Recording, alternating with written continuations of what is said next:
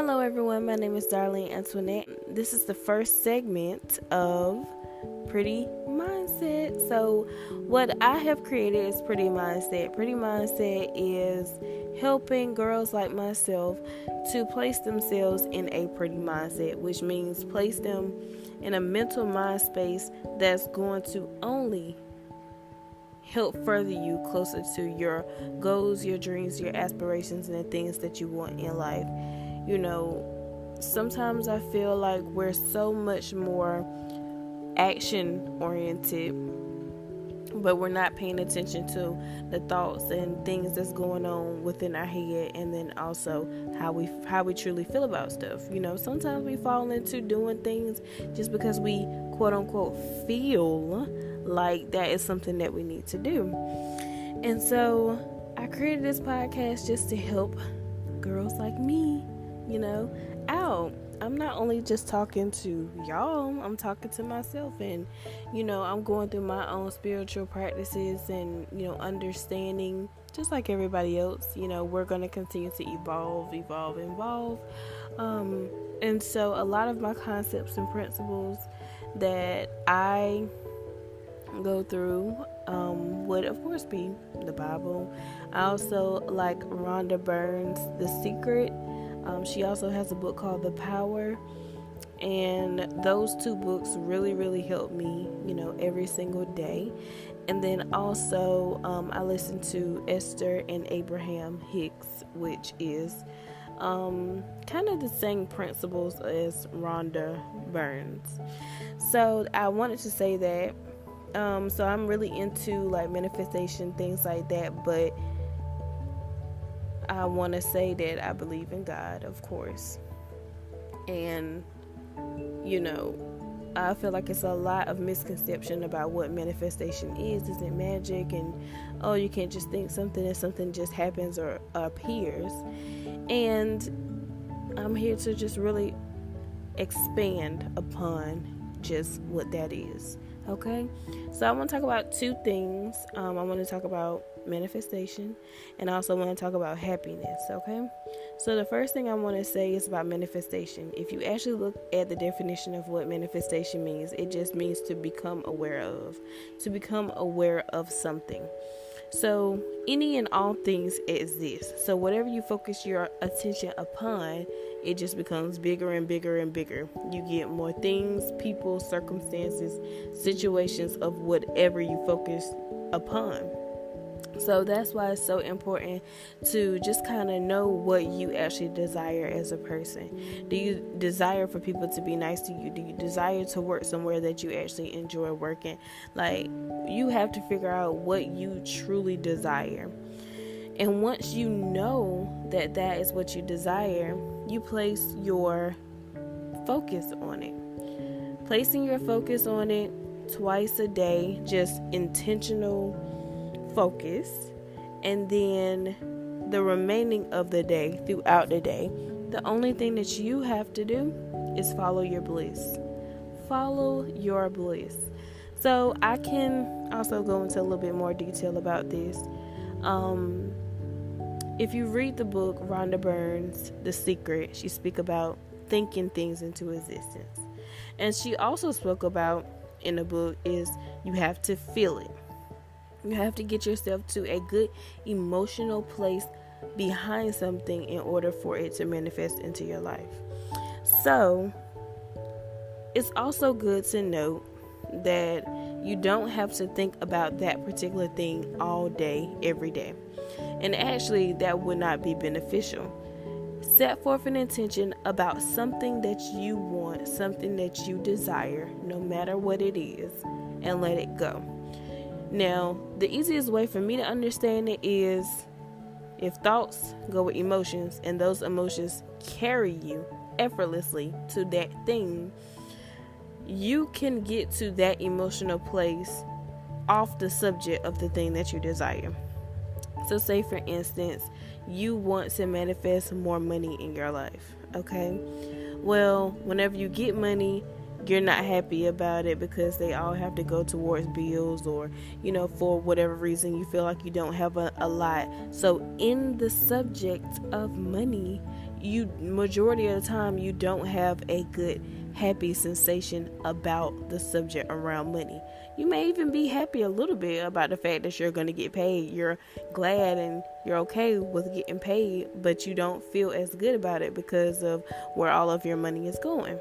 So if you really strongly feel those emotions of, feeling scarcity and things like that, those are strong emotions. And so you're going to continue to just relive that over and over and over and over again. What you have to do is you have to change how you emotionally feel about the thing that you want. So if you want more money, and more money will make you happy, when you get money, you feel good about the fact that you have more money. Nothing else, nothing more. If your stomach starts churning or you're kind of feeling some type of way, you begin to feel scarcity, you refocus your attention somewhere else. Okay, I don't have to think about this right now at this particular moment.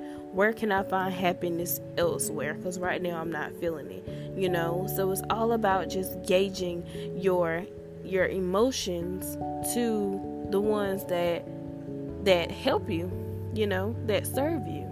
And the emotions of love, of peace, of ease, of comfort, like things like that, And so when you learn how to do that, you can literally be able to, piece by piece, bit by bit, change your life. And it's that simple, So manifestation means to become aware of something. If you think about something a lot, if you have strong emotions behind the thing that you're thinking about, then you will manifest that particular thing. You don't think about that particular thing all day, every day. You set forth the intention of the thing that you desire, that you want. You go on about your day, but you just follow your bliss all day, every day.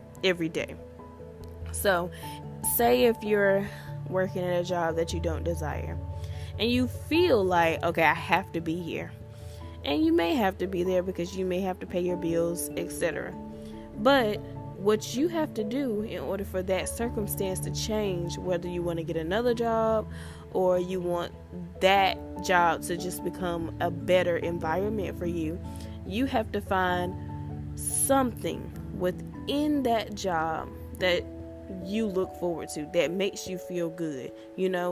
I remember growing up as a kid, half the time we didn't want to go to school, we didn't want to go to grade school.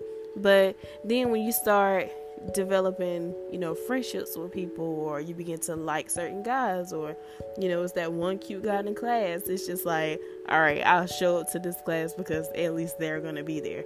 And that may be a shallow, reason to want to go to school, but at the end of the day, it's like you're in a classroom, you're going to learn something. Like, if there's that one thing that drives you to do something that you truly desire, then take it. Like, that's what you're supposed to do.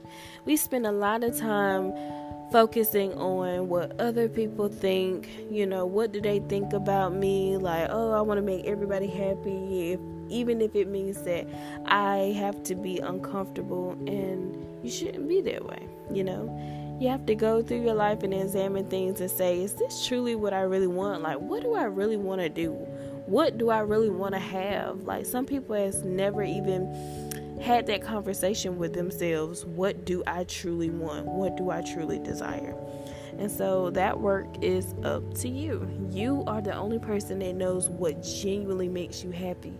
You can't go to therapy.